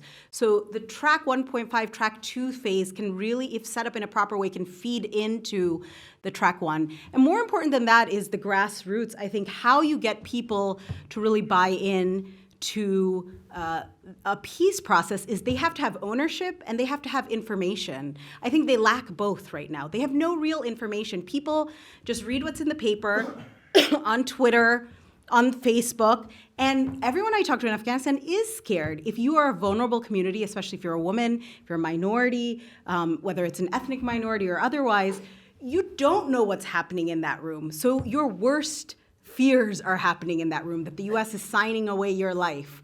The very first step is strategic communication. Some of the reasons why we actually need a comprehensive peace process, I would argue the first one, you need a comprehensive peace process gives you public support. And that means inclusion, education, and building a public consensus in support of peace. When I sat down with the IRA, now they're these old men, but they were very enthusiastic about 90% of their negotiations were intra-party negotiations. I want to repeat that. 90% of their negotiations were intra-party negotiations, meaning you have to prepare your people for peace.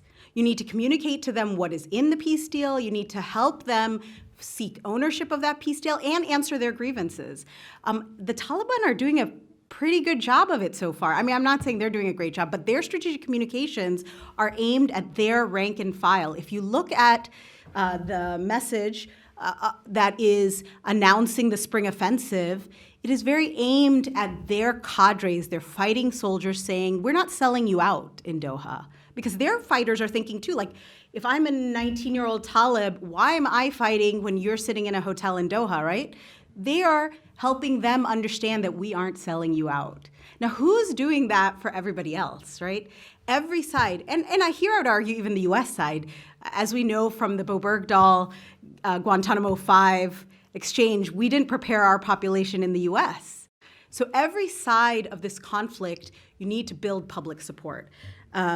And Colombia and Cyprus are examples of where that was not done and the peace deals were rejected. So, and politics is very important. We're doing this in the midst of an Afghan presidential election. So similarly in Colombia, President Uribe was the opposition. He very quietly didn't attend any of the intra-dialogues, just like, let's say, Dr. Abdullah is not attending the intra-Afghan jirga today. So President Uribe he was not then president, he was opposition. They led a cohesive, coherent campaign against the peace deal. And the government didn't have its ducks in a row to communicate why the peace deal was good for people. They had other complications, but that was definitely one of it. And I just want to say that a no vote is not a rejection of peace, but rather a rejection of peace under the given terms. So we really need to think about that. Another thing that a comprehensive peace process gives you, if you build it that way, is legitimacy. Peace negotiations that are an elite bargain, that are only, the armed actors and the political elites, really inadvertently, first, they legitimize the use of arms for a political process. So Burma is a great example of where you only make a deal with armed ethnic groups, then you actually incentivize more armed ethnic groups. And the political parties have zero power. So you have to find a balance of where you're not incentivizing further splintering or more armed groups. Sustainability, and I think you alluded to this in the game. Comprehensive peace processes offer a broader range of driving factors. They address a lot more grievances. A comprehensive peace process can look at grievances at a local level, which are varied. This conflict doesn't look the same regionally, but it also doesn't look the same to people, depending on what gender you are, what age you are, what ethnicity you are. You have experienced this conflict differently. A comprehensive peace process can address a multitude of factors, and so then it leads to more sustainable outcomes. And really, here we're talking about groups such as religious, ethnic, tribal leadership, women, labor unions, educators, youth, parts of civil society. They can all play important roles. This is the other thing. It's not as if they are all victims and the government and the parties are just giving them the peace process. We need to think of them as actors in the conflict, and so they have something to add to the peace process. And so you don't have to think of it just like nice and normative. We want to be nice. We want to have the women. No. If you actually want to have a sustainable peace, you have to bring those people along, and they also have a lot to add. Some of these people are the ones who have been making local peace agreements with the Taliban, right? They live in areas where the Taliban controls, and they have made peace agreements with them. They know them better than you do sitting in Kabul or in Washington. And so bringing their expertise, their information in, it's not that everyone has to sit at the track one table, but you need that knowledge, you need that power. And the last thing, a really good comprehensive process does help in the long run build democratic governance, and that within political parties. As you mentioned, most political parties in Afghanistan are not democratic within the party, but that the negotiations and the ally building and the constituency building that you do in a comprehensive peace process lays groundwork for further democratic institutions to take hold, and those relationships then allow, whether it's a power sharing agreement or otherwise, for those groups to then have a track record of working together. So very quickly, I know we don't have a lot of time, but I did want to mention what has changed, what's going on in the current peace process. Ambassador Khalilzad's team, for over a decade, and I was involved both at the White House and then at the State Department. Since 2009, we've been trying to pursue, at least it's been U.S. government policy to pursue a peace process. What has really changed since September 2018, and I think it's a good thing, is that previously we were always looking, our primary objective as the U.S. government was always for the Taliban to agree to meet with the Afghan government. Literally, I spent many, many years of my life just trying to convince them to meet with each other. Now, the Taliban refuses to do so. I think it hasn't worked, but basically the current government and Ambassador Khalilzad have determined that despite, they acknowledge that this is imperfect. They would prefer that the Afghan government be at the table, but it is better to start U.S. Taliban talks rather than have no peace process at all. So, it's a mixed bag, but I agree with them. It is better to start something and see if you can get it over the line. The other thing that has really changed is it went from secret to public talks. And I don't mean in the substance of what's going on in the talks, but when we used to meet with the Taliban, it was not in the papers. You didn't hear about it. Now it is very public that we know there's a sixth round of talks. What that does is increase expectations among people. And that's very important. When you do that, and it's a good decision to do that, but with that comes the responsibility of building a public consensus. And I agree that there needs to be a better job done within Afghanistan, both by the Afghan government and by the U.S. government in educating people and giving them information about what the peace process actually means, but also bringing them on board and bringing on their grievances. The negotiations currently center around 4 issues, so counterterrorism, the presence of international terrorists, U.S. and foreign troop presence, ceasefires, and an intra-Afghan dialogue. Now, what has also changed is the first 2 have been separated from the second 2. The U.S. has agreed that the first 2, troop presence and international terrorism, are U.S. Taliban issues, and the second 2 are ceasefires and intra-Afghan dialogue are between the Taliban and other Afghans. And this is good and bad. I mean, you have to think about this This was done for a very strategic reason. One, because the U.S. doesn't want to be seen as dictating what's the Afghan outcome, which I laud. That's a good thing. We don't want to be, the ones determining what the Afghan constitution looks like. Maybe we've learned over 10 years, or 20 years, sorry. But the problem that comes is then U.S. leverage is not necessarily there in those conversations. And so I think that's the balancing act that we have yet to figure out. Because unless you have U.S. and international leverage on the intra-Afghan dialogue, are we ready to accept any outcome that the Taliban can push through with Afghan groups? I'm not sure we are. And on the international terrorists and troop presence, again, those are things that are not purely U.S. government and Taliban interests. The Afghan people also have an interest. So again, these are fine lines to walk. I just want to really quickly comment on, what does intra-Afghan, right now, the biggest number one question, and I promised you that Ambassador Khalilzad and his team are racking their brains, what does an intra-Afghan dialogue look like? We can all say it, and everybody has their dream proposal. President Ghani's dream proposal is that he chairs it, the government is in charge, and the Taliban and everybody else listen. That's not going to happen. The Taliban's proposal is they're in charge and all Afghans are equal. We'll just talk to the Afghans. There's no such thing as a Afghan government to them, right? That's not going to happen either. So what is that meeting place in the middle? And so, the Doha conference, as people mentioned, was one starting point to have an intra-Afghan dialogue, maybe as a track 2, people in their independent capacities. Again, because of politics, because of grandstanding, I would say because of a lot of egos, it was canceled.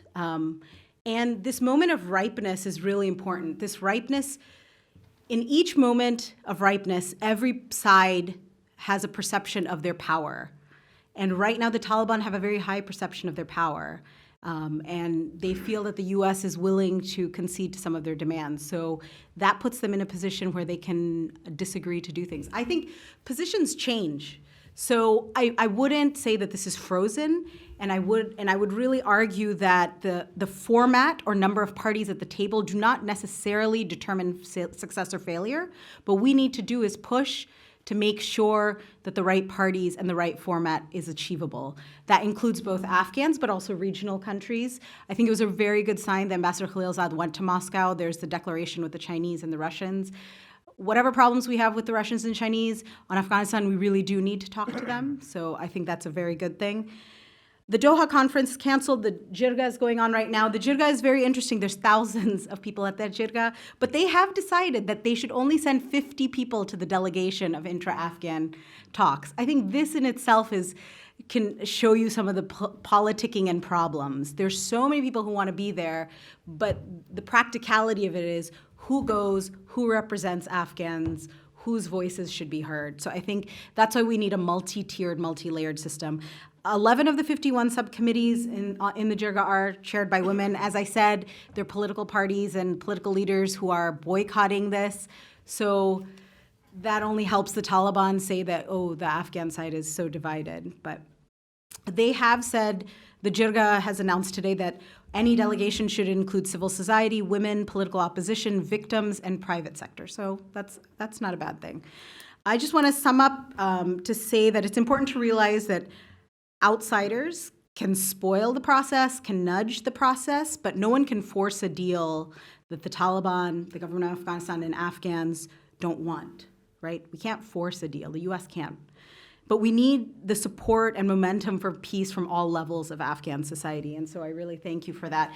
A colleague of mine, Bilkis Ahmadi, was just with the delegation that was going to Doha. It was really interesting, and their observation, the people who were supposed to go to Doha said, if the Taliban and Afghan government are serious about peace, then they would declare an immediate ceasefire and support an inclusive process where women, youth, and marginalized groups have meaningful representation at the negotiating table. I think that very much reflects your survey results. And lastly, I would just, my recommendation when I meet with Ambassador Khalilzad's team or anybody, I would say is build a comprehensive, inclusive, multi-tiered process. Implementation is very important. This will take years. This is not a short-term fix. Education and ownership and building a consensus for peace are just as important as getting that piece of paper signed. So, thank you. Well, thank you very much, Tamanis, for some really interesting comments. And the comparative elements were interesting as well, bringing in other peace processes. Well, time has flown by, and I want to get questions from the group. So I'm going to limit my questions to the panel to one. And it's a tough question, I admit, but I'll pose it anyway. And an underlying trend that I think we've heard today is a need for more inclusivity, more consensus, because there's not enough of either right now. So the question is, can there be a reconciliation process with the Taliban before there's a broader reconciliation process within Afghanistan among Afghans? And put differently, if, and this is a huge if the Taliban were ever to agree to negotiate with an Afghan government, would that Afghan government be able to present a common front in these negotiations? And if not, could reconciliation with the Taliban in fact succeed? So I'll just put that on the table. I don't know if anyone would like, any of you would like to address that before we go to the broader discussion. Fazel? It's pretty interesting. In one of my interviews with a guy from Kabul, who's a friend of mine, he said if the Taliban, the Afghan government, and political parties really mean business and peace, have a complete halt of violence all over Afghanistan, do a referendum on your credibility. Just put Taliban, Afghan government, political parties. So the challenge is we are just looking at the tip of the iceberg. When we talk about conflict in Afghanistan, it's about the minority deciding for the majority. And again, this is my personal, I'm not talking to the survey data, that has been the reality for decades, where you have the political elites who, some of them serve her as mercenaries.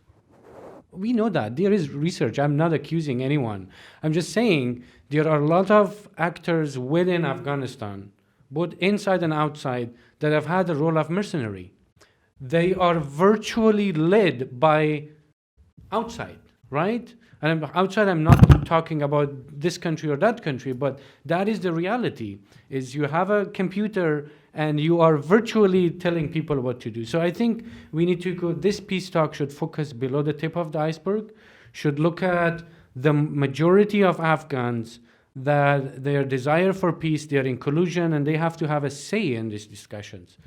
Simply if a warlord or a head of a political party wants to be at a table and read a talking point, I don't care. He can go, but I want to give the talking points.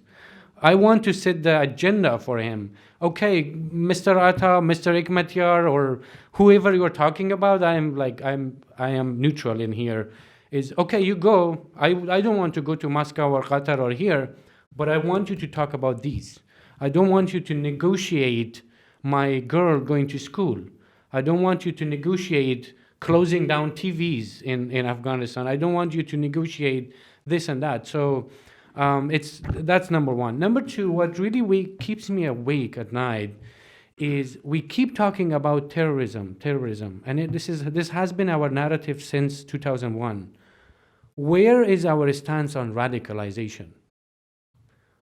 We have spent billions and billions of dollars, both military and civilian, fighting terrorism, but we don't know, in our neighborhood next to us, we have hundreds, literally in Afghanistan, based on the research data from Ministry of Hajj and Religious Affairs, there are around 150,000 religious institutions, estimated, registered and unregistered, at all levels, at the national level, provincial level, district level. Who's controlling these institutions? What is the type of curriculum, religious curriculum, that is being taught there? Who's in touch with them? Who's supporting them? Who's mentoring them? And right now, those radical institutions that are not in our radar, that are not part of the terrorist organization, are teaching the most strict form of religious teaching to university students, to school students, even kindergarten students. They have radios, they have TVs, they have magazines. They do a much more significant job than we do to educate and raise awareness. So I think that is a key important issue. If you are asking the Taliban to not allow Afghanistan to be a safe harbor for terrorists, but then how are we going to ensure that while they are giving that insurance, hundreds and millions of other Afghan kids are not being indoctrinated with the most strict form of religious education. And that should be a key part of the discussion, because then the curve, so what we are doing now is the cycle of violence, we are changing it to a curve. But it can easily go up again. There will be another group that will come, as Tamanna, you said, it could be another warlord, right? And given the way Afghanistan is sandwiched in a region that is so complicated, I think that should be one of the key agendas, is fighting radicalization. Taliban should give that assurance, and the Afghan government should give that assurance, and some of our political parties also should do that. Thank you. I would just answer that we can't let the perfect be the enemy of the good. If we wait till all Afghans are united, you will never come to a peace process. I do think, that's why I think a structured and tiered system where you can do the best you can in terms of reflecting local grievances, but also having committees which reflect certain parts of civil society. You decide as an Afghan community what are your top priorities that you will protect. Basically, what are your red lines? you can't get everything in a negotiation. Secondly, I think from the very beginning, the U.S. and the Afghan government and the region has understood that a peace deal with the Taliban doesn't mean an end to all violence in Afghanistan or an end to all terrorist groups in Afghanistan. Nobody's saying that, but if you look virtually just at the numbers of fighters on the ground, the vast majority are Taliban. So I'm talking a numbers game here, that the Taliban outnumber ISIS, worldwide ISIS, by, a factor of 10. There's a lot more Taliban in Afghanistan than there are. And I'm not saying Daesh is not a problem, but I think you have to prioritize your problems. And so I think if there is a moment of ripeness and if the Taliban are willing to sit down, and I think the difference is that they have not necessarily espoused international terrorist goals, and they are still largely focused on Afghanistan, then there is some opening. I'm not saying that I'm a skeptic that you can get there, but you should try to get there. And third, I think the Afghan elite are very smart. They are able to put forth a unified face if that's in their interest. At Murray, we had representatives of all top 10 warlords. They were very unified. I think that is not your challenge. Your challenge is, do they actually reflect what the Afghan people want? And that's, power politics. Can you get that up there? And second, unfortunately, you're in the midst of a presidential election where everything is hyper-politicized. So that's not making things easier. I think I have a take about reconciliation. I don't think reconciliation can happen within this process right now because we see there's a deadline of July or end of the year from the administration here, as well as there's a pressure on the peace process to come to a solution. So I don't think reconciliation could happen with this short period of time because reconciliation is a process. It includes restorative justice, transitional justice. It includes the grievances to be responded and all this and years, the other countries show that it's a process of years, not really an immediate solution to the conflict. But looking at the factionalized political elite in Kabul, I don't think that is going to even be an answer to the solution because. Until and unless there is any reconciliation within Afghanistan between the various political elites and the population in large, I don't believe that there will be any sustainable peace processes or sustainable impact of the peace outcome that will be there. And I think this factionalized notion has this impact also on regional consensus on peace. So I see all as an umbrella of reconciliation as an umbrella that can cover the national process and the regional consensus, and it's not a short-term process. So currently I think we are just leading towards a peace deal only or peace accord only, but not really towards reconciliation. We haven't taken steps towards reconciliation yet. That's what I believe. Okay, thank you. So let's take a group of questions, and we'll take them consecutively. And I'd ask that you only ask one question, and wait until you have a microphone in front of you so that people listening on our live stream can hear. So, questions? I'm sure. Yes, first one right back there. Go ahead. And please identify yourself, too. Thank you, Michael. My name is Abdul Nejrabi. I am director at IIPDD, International Institute for Peace, Democracy and Development. So I think my question is from Niloufar Sakhi. She mentioned, which is true, that Afghan conflict has a complex multi-level structure, both regional and global. And there must be a common platform for both kind of actors in region and the global. I find it really difficult when we are talking about Pakistan and India cooperation in terms of peace process in Afghanistan. Either one can be spoiler or supporter because India has been supporting at least since 2001 Afghanistan government and central government, which India think it's for their own interest, but Pakistan supporting terrorist group, especially Taliban. So conflict between India and Pakistan, what can be patterns of cooperation between these two countries? Because so far, like in projects like TAPI, Total, Pakistan is involved, and then project like Chabahar, India is involved. But we cannot find any kind of project or patterns of cooperation where you have both regional actors, India and Pakistan. Thank you so much. Good question. Are there any other questions? Wow, clearly we were comprehensive. Okay, well, Nilafar, did you want to address that question? Well, Cambodia is an example of bringing signing a comprehensive agreement among countries, among regional countries in case of Cambodia, where the conflict was there. And I think it proved to be partly a successful model. It's not only Pakistan and India, I think, who are problematic to deal with. It's about Iran also, and the relationship of the United States with Iran, which is kind of impacting Afghanistan peace and conflict, as we all know. So that is also not letting, actually, these parties to come at one table of negotiation.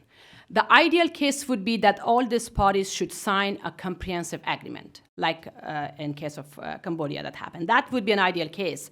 I know from IR perspective that makes a lot of sense too, but practically, yes, there are economic projects like Chabahar and TAPI, which has been justified a lot in case of bringing, using economy and regional trade as a means of balancing power. Right, balancing power of at least these two countries in Afghanistan. But as an answer to the solution, I don't exactly know what could be a real direct way of resolving conflict between these two countries. Michael is working on these two countries a lot. Maybe you can you can give us some guideline on what would be the better strategy. But again, I would push for this, not only Pakistan, India, but a comprehensive peace agreement among the regional countries on Afghanistan. If that would be possible, if any step would be taken towards that direction, I think it would be good. And comprehensive peace agreement means this country should sign it. I don't know how practical it would be in terms of implementation. Yeah, and just to quickly add, and as you know, sir, there is this regional organization in South Asia, SARC. So theoretically, and Afghanistan, Pakistan, and India are all members. So in an ideal world, you could try to use that forum to build more goodwill, cooperation. But we know that SARC is very inefficient, ineffective, in great part because India and Pakistan are in there and can't move forward. So so there's that. We have time. If there's anyone that would like to pose a question before we, okay, let's see. All right, I can take all three. Are there any other?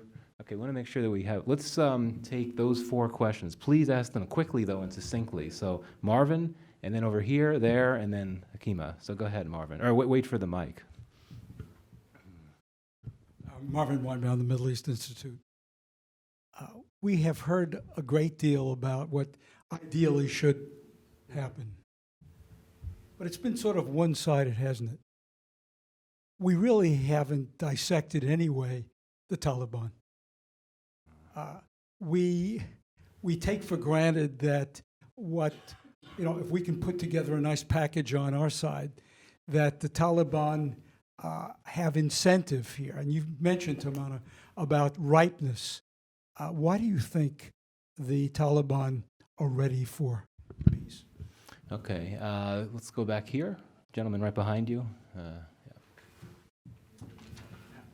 Hi, everyone. Thank you, Fazel, for doing this. My name is Idris. I'm part of Afghanistan Emerging Civil Society Leaders. I live here now in DC area.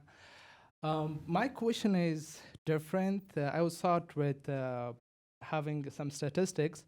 Afghanistan paid $3 billion in 2017 in bribe. We have 60% of illiterate people. We do have like over 12 type of living diseases living in Afghanistan environment. What do you think, pretend Taliban's turn to be good guys and they accepted the peace negotiations? Will Afghanistan be able to stand against all those disabilities, all those corruptions, electricity that we do have in Afghanistan? Will Afghanistan be able to fight against this without having support of international community in US? Thank you. Okay, you? First thing, thank you all so much. My name is Mark Thomas Patterson, and I'm with the International Institute for Peace, Democracy, and Development. So building off of what the previous questionnaire said, what role do you see economic development playing in this peace process? Because there's been a lot of talk from Kabul, but what about regions such as the Central Highlands, which have traditionally been less developed and seen less economic activity? What role do you see in economic development and economic disparities playing a role in how peace is discussed? Another good question. These will be difficult to answer briefly. Yeah. We'll try. A final question was Hakima over here. Thank you. My name is Hakima from Wilson Center, and my question is very basic. Like, peace or security? What do we want? Because during the Taliban, we had peace, but we didn't have, and we had security, we had peace, but we didn't have a government that could respond to what people want, and we didn't have a normal life there in Afghanistan.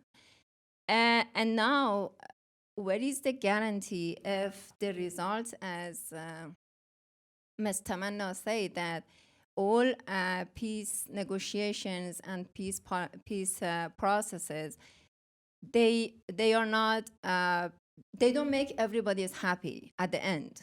And what if the result is not what people want, what Afghan people want? Is there any guarantee that we can start it again, or how we can get our gains back? And because the Taliban are making a big money from Afghanistan, and it's a good resource for them. They can do whatever they want, and they are making huge advantage from this war in Afghanistan. And we are taking all these things from Taliban. And at the end, what if Afghan people are losing everything? Is there any guarantee or not at the end of the process? So those were four good questions. I know we won't be able to do justice to all of them fully in the brief time we have, but maybe we could just go down the row here, and each of you could weigh in briefly, however you'd like, with either of those questions. I want to start with you, Fazel? Yeah, I think it's fighting corruption and economic development is key and is foundation to this. It's a major aspect of the Afghan conflict, and especially in terms of crimes and all that. Are Taliban ready for peace? It depends who you are talking about. If you're talking about the foot soldiers who are fighting, yes, they are. They are tired. They are away from their families. They are dying. They are not enjoying life. But if you're talking about their elite leaders, like our political elite leaders in Kabul, in Mazar, Herat, and Jalalabad, no, they are not, because they want power. They want to control resources. They want to have access to millions and billions of dollars and so on and so forth. Let's be honest here. And again, this is my personal opinion, not survey data. And peace and security, Akima, yes, we didn't close the gate of our house at night. It was very peaceful in terms of that one. But the reality of life in Afghanistan has changed.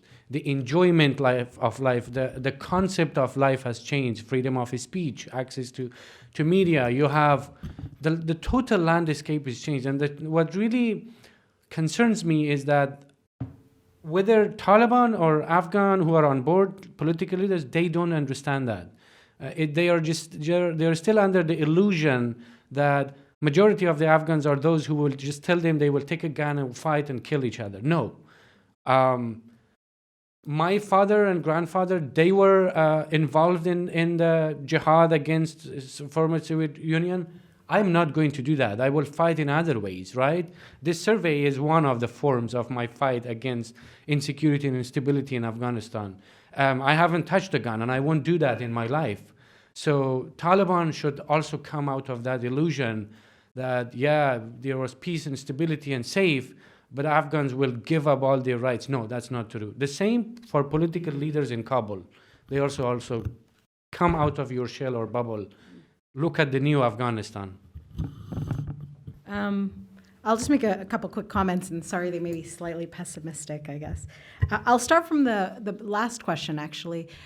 I think you're absolutely right. Nobody is going to accept a deal that goes back to the Taliban years. I'll tell you, research shows that out of the majority of peace agreements, if they aren't good peace agreements, what happens is war resurges, right? And so I know that's not a good answer. What we want to avoid is a resurgence of violence. We want to avoid resurgence of civil war. But if it's not a good peace agreement, the Afghan people aren't going to abide by it. I mean, there will be that's the truth of the matter. You don't, peace agreements that aren't good, that don't serve the needs of the people, don't last. That's the truth. And that's why we need to work as hard as we can to reflect the different parts of that. But I'm going to be contrarian. I don't actually think corruption is the biggest problem in Afghanistan. What I think is the elites on all sides that benefit from the money that is poured in because of the conflict. I differentiate that between average corruption that happens in the region. There's lots of corrupt states. There's a lot of corruption in the whole region. I don't think that's your biggest problem. I think this conflict has made a lot of people wealthy. We, the United States and other international donors, have created moral hazard in certain ways. And that's why you hear it in one of the questions. I don't think you meant to do it, but it's like this choice. Do we have peace, or can we continue to get money to fight all these things? That should not be the choice. It should not be that we need to keep our country at war to get millions of dollars so that we can fight illiteracy, et cetera, et cetera, et cetera. I think we have to change that model. We have to look. And the truth of the matter is, the US and the international community will lose patience. They already are. I mean, how much was Afghanistan in the 2016 election cycle here? Not at all, right? I mean, that's good. Right now it's a bipartisan issue, but slowly it will become an issue that nobody wants to fund. And I know that's not how good peace processes are done. You want a lot of time. We are under the push of time, but we need to try to get what we can. So your question is a really hard one, but I would not perpetuate war to continue to get the money, because most of that money goes, as you said, to the elites. Why do I think the Taliban? I don't see the Taliban as a monolith. I could make the argument that maybe foot soldiers are. I actually think the Taliban see this as an opportunity. It's the first time they perceive that the region, Pakistan, and the US government is serious about negotiating with them. That's not the same as they want peace. They believe that there is a serious negotiator, that maybe they can get something. Peace on that terms? Yes, right? Yes. But you don't negotiate with like who you want, or, but that negotiation can change. Most peace negotiations start there, and they can change depending on, but again, as I said, the moment of ripeness and who's at the table is defined by the relative power balance. And let's be honest, the relative power balance right now in terms of troop bodies, soldiers, public opinion, all of this in some ways favors the Taliban. US, yeah, and the US is, yes, that does not help our position. So we need to use that leverage before we lose that leverage. Yeah, the guarantee from the Taliban, that the question appeared. I think everything is not going to end with the peace agreement. The implementation of peace agreement will face tremendous challenges after that. And I think the process needs a third-party intervener. And the U.S. is right now not a third party, U.S. is a direct party right now. But after the peace accord is developed, I think U.S. should remain as a third-party intervener. And third party over here means to monitor the implementation of the peace accord or peace agreement, whatever it will develop. Otherwise, and by the way, there was,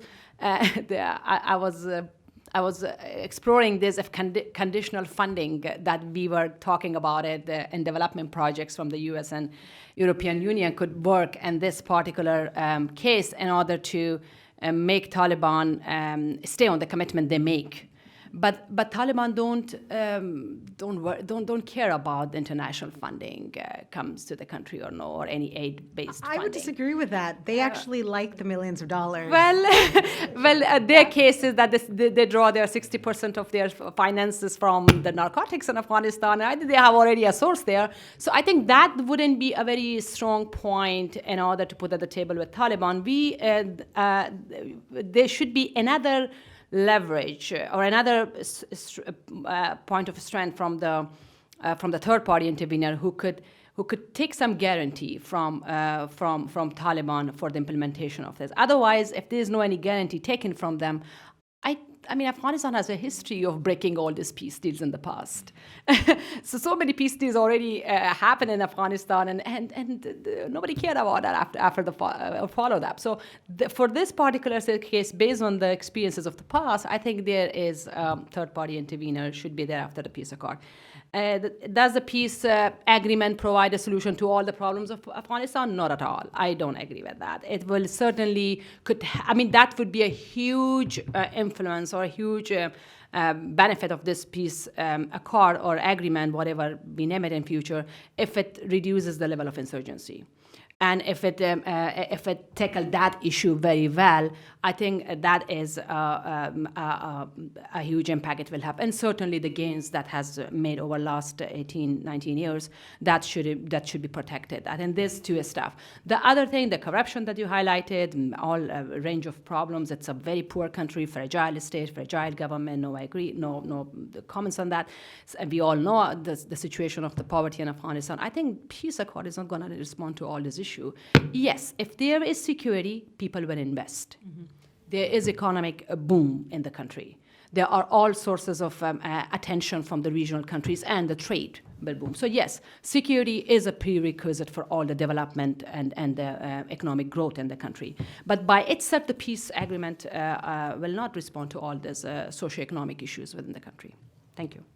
So we're going to have to wrap up, unfortunately. I think one of the big conundrums we've been hearing here is there seems to be a growing sense of urgency in Afghanistan in the face of a need for more time and patience, right? The U.S. government really wants a deal in order to get out. The war is getting worse, the conflict is intensifying, and yet negotiations take a whole lot of time. And Tamana had brought up a number of other cases. I mean, the Colombia case took, 50 years to reach a deal? 50 years is a long time. It's still very resolved. Right, exactly. It's not resolved. So thank you to all of our panelists. Thank you above all to Fazel for this wonderful survey. Thank you for coming here to release it. And if we could have a round of applause for our